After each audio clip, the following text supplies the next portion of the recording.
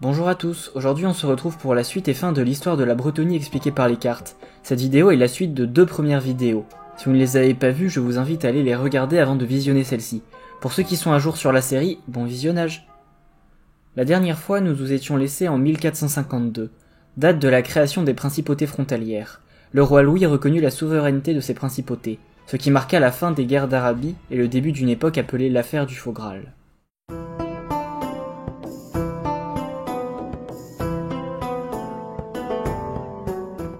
Pour comprendre l'affaire du Faux Graal, il faut comprendre que la terre de Bretonie se réjouit lorsque règne la chevalerie et l'honneur. Ces vertus sont entretenues par le roi et ses chevaliers. Le duché de Moussillon connut son heure de gloire. Landoin, premier duc de Lucillon, était le premier et le plus fidèle des compagnons de Gilles le Breton. Ensemble ils combattirent, libérant la Bretonie de l'emprise des orques, des hommes bêtes et des morts vivants.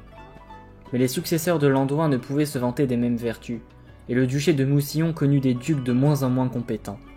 Seulement 2 ans après les guerres d'Arabie, en 1454, un infâme vampire nommé le Duc Rouge apparut en Bretonie. Il terrorisa les terres d'Aquitanie durant des mois, et ne fut vaincu que lors de la bataille de Cérène, transpercé par la lance du roi. Au cours de cette bataille, le duc de Moussillon brilla par son absence de courage, et fut le sujet de moqueries de ses pairs. Alors même qu'il était moqué, il se renseigna en secret sur les pouvoirs nécromantiques donnant leur pouvoir aux vampires et aux créatures de la nuit. Il finit par mourir de vieillesse avant d'avoir finalisé ses recherches, mais il transmit ses connaissances et sa soif de pouvoir à son descendant, ce qui entama une longue série de ducs de Moussillon de plus en plus corrompus et avides de pouvoir. Alors qu'un drame sans précédent se tramait en Moussillon, la vie des Bretoniens suivait son cours. En 1578, un tournoi de Guyenne vit s'affronter le roi Jules et un champion du peuple fait d'Athel-Lorraine. Pour la première fois, un roi de Bretonie réussit à vaincre un champion elfe sylvain, et Jules fut acclamé à travers toutes ses terres comme un grand souverain. En 1493, une partie de Renifle-Mongant, jeu populaire parmi les jeunes paysans de Brionne, tourna mal et causa une révolte. La jacaillerie fut brutalement réprimée, mais cet événement marqua le début de contestations paysannes, qui aspiraient à un système plus juste où la caste des chevaliers serait moins hermétique, et où les paysans seraient mieux traités. En 1635, des pirates venus d'au-delà des mers attaquent l'Anguille. Ils sont massacrés par le roi Philippe le Fort, qui réunit une armée de 10 000 chevaliers, réaffirmant du même coup l'autorité de la couronne sur les petites gens. L'année 1681 marqua le retour d'un ancien mal. 1666 ans après avoir été vaincu par Sigmar, le grand nécromancien Nagash revint à la vie.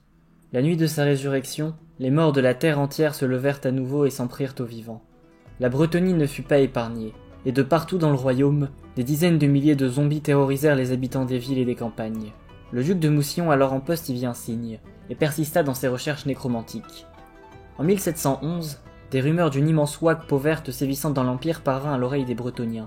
Ceux-ci commencèrent à se préparer dans l'éventualité de devoir affronter des peaux vertes, et les armées bretoniennes commencèrent à chasser les peaux vertes traversant la Bretonie pour les empêcher de rejoindre la ouate de Gorbad. En 1715, les rescapés de la horde de Gorbad arrivèrent aux portes de la Bretonie, dans le but d'envahir le pays. N'étant plus assez nombreux suite à leurs exactions dans l'Empire, ils se firent massacrer jusqu'au dernier par les courageux chevaliers bretoniens. En 1813, la variole rouge ravagea la Bretonie, et les Scaven sortirent des souterrains pour assiéger Brionne et Quenelle.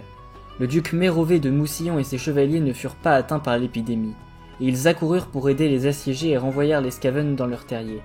Lui et ses chevaliers portaient des armures noires et ne relevaient jamais la visière de leur casque. Les chevaliers noirs libérèrent Brionne puis Quenelle.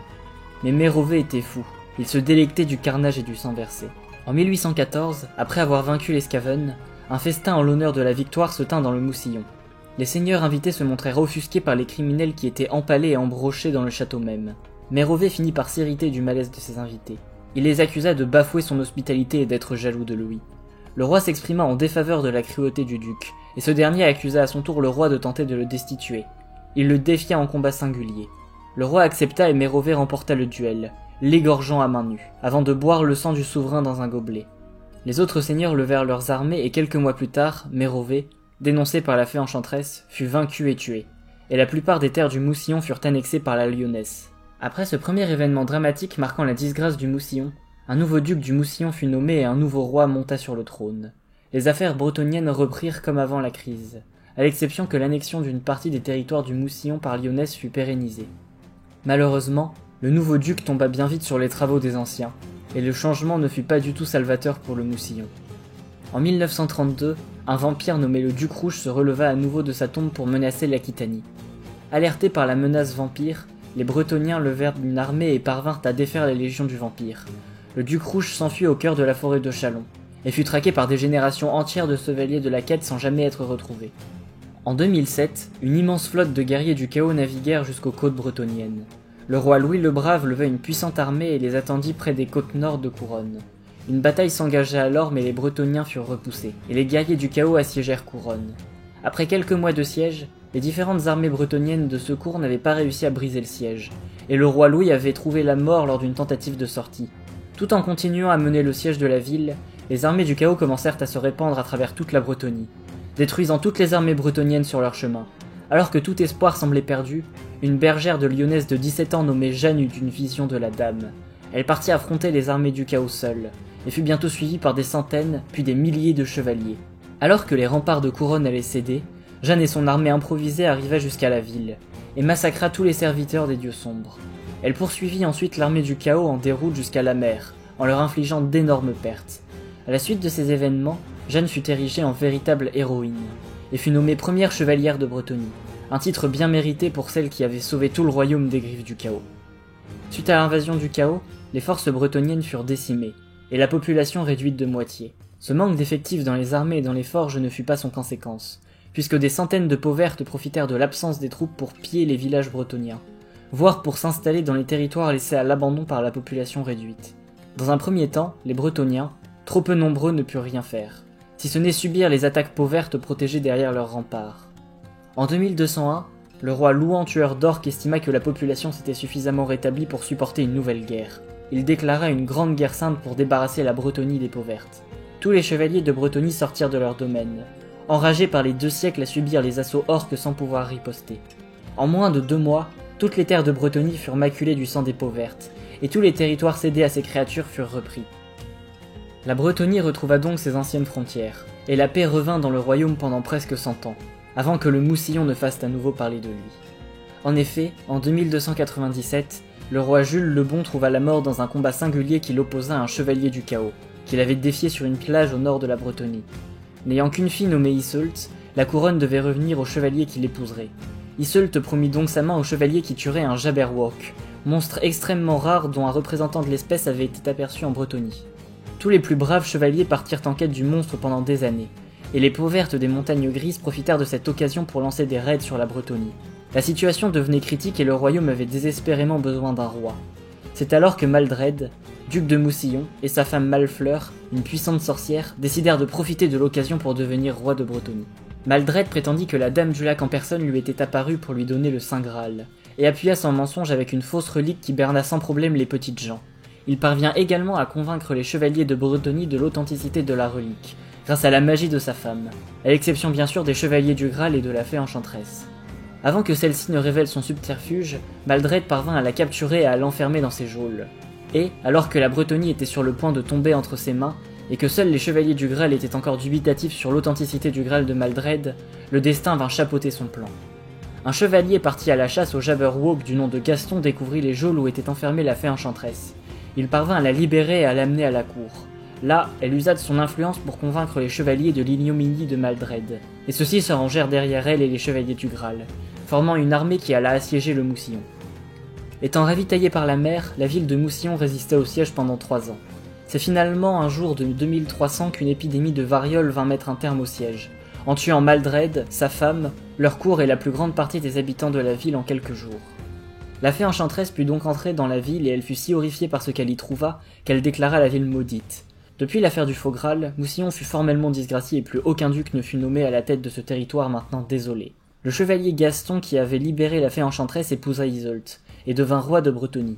Il réussit à repousser les peaux vertes durant les premières années de son règne, rétablissant la paix dans son royaume. La disgrâce du Moussillon marqua la fin de la période du Faux Graal, et le début d'une période appelée la Grande Guerre Sainte par les Bretoniens.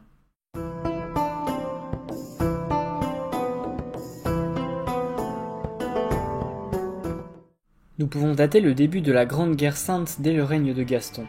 Bien qu'aucune guerre sainte ne fût déclarée, les combats contre les tribus peaux vertes des montagnes grises marquèrent durablement les Bretoniens. Et beaucoup de chevaliers estimaient alors qu'il était plus que temps de se débarrasser des peaux vertes une bonne fois pour toutes. Toujours sous le règne de Gaston, des clans mineurs scaven se mirent à piller les côtes de Bretonie. Le roi ordonna alors la création d'une puissante flotte de guerre pour repousser cette menace, et il finança les différents duchés, qui purent construire de nombreux bâtiments de guerre et repousser les Scaven. Au final, les Scaven ne réussirent pas à infliger beaucoup de dégâts au royaume bretonien, et permirent en plus à celui-ci de rattraper son retard sur le plan naval. La Bretonie connut ensuite une paix relative, bataillant toujours un peu avec les tribus pauvertes aux frontières. En 2336, un homme sortit de la forêt de Lorraine en prétendant être le duc Melmond de Quenelle, disparu en 1336, soit 1000 ans plus tôt. Quelques heures après être sorti de la forêt, il fut frappé d'extrême sénescence et se transforma en momie. Encore une fois, ce mythe vint alimenter la peur qu'inspire la forêt d'Athel-Lorraine aux Bretoniens. En 2420, une ouague envahit les principautés frontalières et submergea les princes, rasant de nombreux châteaux et reprenant leurs anciennes terres. Les princes firent donc appel à tous les chevaliers bretoniens pour les aider à combattre les orques. Le roi Charles répondit à cet appel en proclamant une nouvelle guerre sainte dont les objectifs n'étaient rien de moins que de débarrasser le monde des peaux vertes. Bien que cet objectif soit irréalisable lorsque l'on connaît la résistance et le mode de reproduction de cette race, de nombreux jeunes chevaliers étreignirent l'idéal de Charles avec passion et se joignirent à ses armées de chevaliers errants et de paladins, dont le seul souhait était d'en découdre avec les peaux vertes. Charles mena son armée jusqu'aux principautés. Ainsi renforcés, les princes reprirent leurs anciens domaines et repoussèrent les orques vers la rivière sanglante, les massacrant en grand nombre lors d'une sanglante bataille. Les orques considérèrent la guerre sainte de Charles comme un défi, et ils se réunirent au sud de la Bretonie pour en découdre avec les chevaliers souhaitant les exterminer. Trop galvanisés par la guerre sainte, les chevaliers s'aventurèrent trop loin dans les montagnes et une grande partie furent tués par les orques plus motivés que jamais à prouver leur supériorité militaire. En 2422, la Gascogne, privée d'une partie de ses troupes, fut donc la cible de pillages incessants, affaiblissant le duché et faisant grandement souffrir la populace. Malgré cette déconvenue, les chevaliers bretoniens gardèrent espoir dans leur sainte mission d'éradication, et levèrent d'eux-mêmes des armées pour attaquer les peaux vertes sur leur territoire.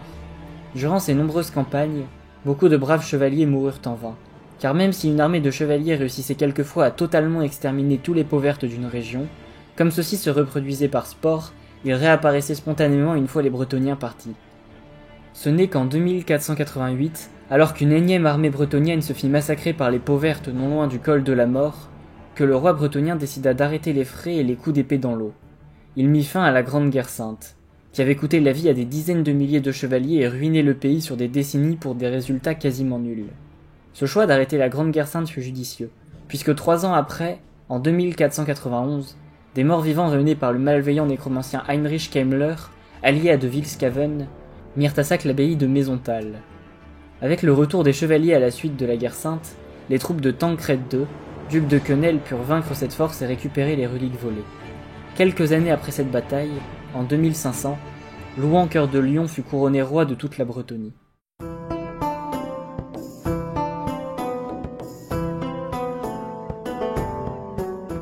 Les premières années de règne de Louan ne connurent pas de troubles majeurs. Cependant, le nouveau roi savait que la Bretonie était entourée d'ennemis prêts à frapper à tout moment. À l'est, les hordes de morts-vivants de Leichmeister se terraient dans les montagnes grises. Au sud, des rumeurs faisaient état d'infiltrations Skaven à Brionne et à bord de l'eau. Et la menace grandissante du chaos dans le nord ne pouvait pas non plus être sous-estimée. Le roi s'attendait donc d'un jour à l'autre à la guerre. En 2517, une première menace apparut cependant là où Louan ne s'y attendait pas, et prit la forme de rumeurs évoquant l'existence d'une armée rassemblée à Moussillon, sous la bannière d'un mystérieux chevalier noir nommé Malbaude. Le roi y envoya ses espions qui disparurent les uns après les autres.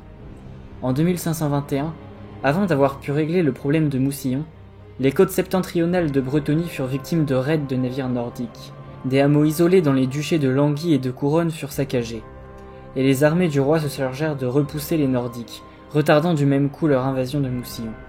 En 2522, Louan rassembla ses armées et déclara une guerre sainte, mais pas contre Malbaude comme beaucoup le pensaient.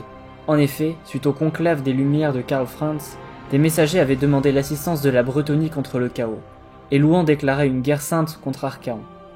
L'armée de Louan partit donc au nord soutenir l'Empire, et Malbaude en profita pour tenter de s'emparer de la couronne de Bretonie. Même si aucun chevalier honorable n'avait accepté de se rallier à sa cause, il pouvait compter sur une armée de brigands et de mercenaires. Le duc Armand d'Aquitanie leva ses chevaliers pour affronter Malbaude à la bataille de Châlons. Mais bien que bénéficiant des faveurs de la fée enchanteresse, il fut vaincu à plate couture par le chevalier noir. En 2523, la fée enchanteresse disparut de Bretonnie. Suite à cette disparition, certains ducs pensèrent que la dame n'était plus en faveur de Louan-Léoncoeur. Perdus car n'ayant plus aucun messager de la dame pour confirmer leur décision, ils furent manipulés et se déclarèrent en faveur de Malbaude. Lors du retour de Louan-Cœur de Lion, la rébellion dégénéra donc en guerre civile. Pendant presque un an, les armées de Louan-Cœur de Lion et de Malbaude le Serpent s'entredéchirèrent et ravagèrent la Bretonnie.